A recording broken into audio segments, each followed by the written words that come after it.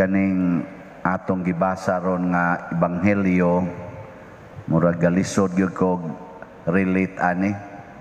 Ambot nakarelate ba kamo? Wa may klarong mensahe. Saon man ani kasabot mo ani niingon nga wala pay tao nga sama ni Juan nga magbubunyag. Pero ang labing iwit sa gingharian sa langit labaw pa kaniya. Sabot mo na. Kuwasan mo kasabot. Ako kasabot sad. Nya sukad sa pagwali ni Juan hangtod karon ang gingharian sa langit nahiagom sa mga mapintas nga pag-atake. Doon na dahil nangadtos langit dahil nga ilang gi-atake dito. Murag gisung ba? Ambot unsaon ni pagsabot. Mukuha na lang ko himo na lang kog ako. Ang gingharian sa langit kana bitang maingon ta nga moabot kanamo ang imong gingharian. Dinhi siyota ang gingharian sa langit gida ni Kristo. Nya si Kristo nahimong iwit sa langit ngano man kay labay man siya nga nis kalibutan.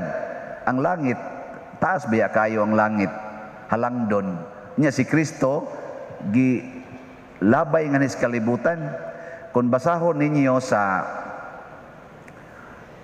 Revelation chapter 12 naggubat dito sa langit si Satanas nakanhi Lucifer angan nakigubat siya batok ni Michael ni Archangel Michael. Napildi si Satanas kuyog sa iyang mga anghel gihingin lang sila sa langit gilabay nga nis kalibutan. Ngano man iwit kadang iwit sa langit pasabot gipapahawa sa langit. Pero si Kristo ni anhis kalibutan mura sad siya og giwagtang dito sa langit nya gibutang diri di iwit kay siya. Amo ni akong nasabtan. Pero labaw pa siya ni Juan. Hawa mo kasabot. Ngano man kay si Juan mao may tig-andam sa dalan siya mauman ang muhatag sa kaluwasan. Si Juan tig-andam ra mas kaluwasan pero ang nagda sa kaluwasan gikas langit padong dinhi mao si Jesus. Ningon siya giatake sa mga mapintas nga tao. Yes, tinuod yun. Kay siya nga nagda sa gingharian ug ang nagsangyaw una kaniya kato mga propeta labi na gid si Juan nga magbubunyag nga nagsangyaw mahitungod sa gingharian mahitungod sa kaluwasan nga gikas Ginoo gipangpatay. Buot bang ipakita ni Kristo ba nga ang kalibutan ng ambisyon nga maoy muluwas nato dili ang Ginoo. Ang kalibutan ba murabitag kanang garbuhon ra kay kalibutan nga maoy muluwas. Nya kanang mga tawo nga nabilong aning klasihas panghuna-huna nga ako'y muluwas dili ang Ginoo nagpadayo na hangtod karon nanimba magay nang uban ron. Kana bang di ka magsalig og Ginoo ika maoy muluwas. Karon kinsa may muluwas sa inyong pamilya, ang Ginoo o ikaw nga ginikanan? Ang Ginoo. Sure? So pwede na ka mamatay karong gabi ayaw sa padiroy, ayaw sa sa ato pa ikaw dahil may muluwas di ay gagmay pa ako mga anak padiroy, gagmay pa ako mga anak wa pa baya mas stable ako mga anak pader na pa baya bagong minyo pader niya magsalig pa man anak ko lisod sa kay mamatay ko nga naman dahil ikaw dahil may manluluwas. O karon midako na ginagmaayong panghuna-hunaa hangtod nga ang atong mga kanibang kalibutanon nga mga dato, mga wealthy people, powerful people, sila na mo'y ni-claim nga we are in control of the world. And we want to control the world. Muna kami na'y magbuot. Kanus-a ka manganak, kanus-a ka mahimong babay, kanus-a ka mahimong laki, kami mo'y magbuot. Di ba mo naman araw? mo kibaw? Kinsa may mo declare ron nga laki ka? Ang Ginoo o ang tao? Ang tao na. Butangan na kag gender. Depende sa imong sexual orientation or emotional orientation. Dili na ang Ginoo mo'y magbuot nga kani mo'y laki, kani mo'y babae. Di na ang Ginoo mo'y magbuot kanus-a mo itom og muputi imong buhok kay pakulor-kuluran na nato, nanay pink, nanay blue, nanay rainbow nga color. Di na ang Ginoo mo'y magbuot kanus-a ka manganak, kanus-a ka di manganak. Kay ato ng putlon ang palupyan siyob ipalaygit na nato, ato ng alihag kondom, suksuka na natog ayudi. O kung mosipyat gyud, kumuto na nato pinaaging abortion kay kitay gabuot nga two-child policy ra gyud for the better future of your family. Di ba? Nga naman, kay kita kuno mooy makaluwas nato. Tinuod? Oy, tubag. Oy, kamong mga maestra, kamo ba'y makaluwas sa inyong estudyante? Otro sad mong luwasonon. Way siguro magdungan mo kamatay, mas maluwas pa ng inyong estudyante nga sipat kaayo kaysa maestra nga sigig-sigasigas mata. Kasi ikaw. Oy, labi nag-ari mo magmaestra sa mga kanang mga kinder, mga grade 1, grade 3. Oy, bantay gina ninyo kanang gasig dagandagan diha nga sipat kay para nimo nya imong kasabaan, wa gid nay saha ra ba adto ginas langit. Ikaw ang nasig kasaba, padong nakas impyerno. Karon ra ba ang mga taong langit nun, mao'y kalagutan sa kalibutan. Ang mga taong langit nun ba, maglagot ang kalibutanon nga mga tao. Muna ingos Kristo, mapintas nga pag-atake. Example, unsa man ang tuas langit, truth. Ningon si Kristo, I am the truth.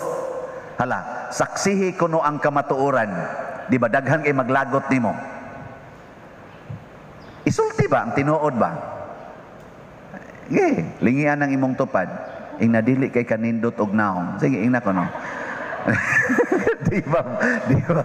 Di ba kusmuran juga na hangtod mahuman ang misa. Ay, tinuod man sa di mo nakita nga di kay nindot og naong. Kisa mo kuno nindot atog naong dinhi kuno be. Labaw na ning pare. Niya ang tao rabas kalibutan, di gyud ganahan mo dawat sa kamatuoran, apil na ning nagwali. Okay, sultihi ko no kung tinuod nimong nakita, bebe. Sultihi ko no ko. Ana, dawat ko ana. Oy, di ta kadawat sa kamatuoran, labi na gyud ang kamatuoran, sakit. Sakit ba? Ikaduha, kanang tao nga magsigig kaluoy siyang isig katao, kalagutan ginas kalibutan. Kana ba mga taong maluluyon? God is mercy. Nya, kaluy kuno nang imong isig katao, daghan kay maglagot nimo. Panatan asawa ka, nya maluluyon kay kastanan, pasudlo nimo sa imong balay kanang gikas prisuhan, nakawatan kay naong, maglagot na imong bana. Patuyang kag pasuda na. Ana ka. Sa kibaw ka. Saan? Imong ibutang og kapeligro niya to mga anak din. Ano imong nang ipasod? Nyagpatyo ta din Ingka ay maluoy ta oy kay way balay. Pagkaugma gipamatay gyud mo. Anya, okay na niyo. Oh, to ana di lagi gyud okay. Basta mosunod kas Ginoo, atakihon jud kas kalibutan. Gisulti na nadaan ni Kristo, pero ang unang pagbasa naghatag nato sa nindot kayong assurance, ayaw kahadlok katawhan ko, bisag murara kag ud, ako kang tabangan. Nya matod pa niya, imo na lang nang yatak-yatakan ang mga bukid, pasabot ka ng mga taong garbuhon, imo na lang nang yatak-yatakan. Tanawa mga taong garbuhon nga nilansang ni Kristo sa cross. Unsay nabuhitabo, pag-uyog sa yuta, kakita sila sa Ginoo nga Ginoo gid ito ang centurion, luhod go si yuta god. Luhod siya ikaw gid ang anak sa Dios. Tanawa karon ang mga taong pagarbuhon kay istanan. Kana bang they are in control. Tanawa di ba galisod na ron sila katog. Ga insomnia. Lisod kay nila pagtug, kay hasol kay lang kinabuhi kana mga taong magsigig kontrol, magsig pangontrol, asawa magsig kontrol sa bana, bana magsig kontrol sa asawa, maglisod nagtug. Labi na gyud imong kontrolon, imong silingan nga di unta magsaba-saba, nga di unta mag-video okay. Ana, di gyud ka katug. Saman, kamuron, diretso ra mo matog. Dali ra mo katog ihigda. O dugay kayo. Ang dali matog, pasabot ana mga Diyos no na. Kana maglisod og tog, iyawan o na. Lagi, kana maglisod og tog, kay hasol mo kay hunahuna na. Hasol ba? Hasol. Na. Aga na mga Diyos noon nga, agad ra mo nas Ginoo, higda na. Wa lagi, 5 minutos, hagok na, kagot pa. Pero kana mga yawanon, maluos na lang nagligid-ligid niya. Ang to na lang na, nga maglain na lang utok ka na noon. Nervyos na. Nga naman, yawanon man, niak man, nga kunuhay man luluwas, gusto mang maghimog iyang kaugalingong gingharian. Yang maghimo ang Ginoo gingharian, atakihon man dayon. Naunsa may itong buhaton, sundo nato ang Ginoo. Ang mahal nga Birhen sa Guadalupe, usa sa mga modelo nato aning pagsunod gyud sa Ginoo. Why reklamo? Nya unsa man ang Ginoo? Matud pa sa atong tubag sa Salmo. Sa to ang Ginoo? Ang Ginoo maayo og maluluyon, dugay nga masuko og puno sa kaayo. Aka na, sunda ko nun naron, ighuman aning misa. Kana bang din adyo ka masuko? Okay. Saban, okay mo ana? Okay. Nasuko na mo nako.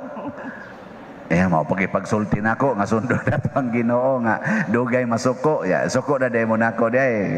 Sige ko panghagad ninyo. Congratulations. Muusab gyud ang imong kinabuhi. Nya kanang mga taong dili masuko, kanang mga tao nga maayo kay binuhatan, mao gina sila ang superior at the end. Sila ginay superior, sila gina maoy tahuron sa mga tao, i-honor sa mga tao. Si Andres Bonifacio, daghang galagot atos una, kay isog bang kayo, pero karon, hero. Jose Rizal, gipusiloy, gipatay, kay daghan sa galagot niya, pero karon, hero. Si Jesus, gilansang sa cross, kay daghang inaglagot, siya lansang. Karon, saman, Ginoo. Nga ikaw, asawa ka, sigihan lang kag kulata sa imong bana. Nga magpakulata ra ka, daghan san maglagot nimo, daghan pang musaway, danghag, buang, amaw, way buot. Ngano guta magantos ka ng bana nga kuan. Sige lang yung kag-ingon nga, till death do us part. Nya, namatay yung kaskulata. Ang sa may tawag ni mo? Santa. Patronas mga kinulata. Di ba? Kanindot, Santa, sa tingan, si Santa Lini.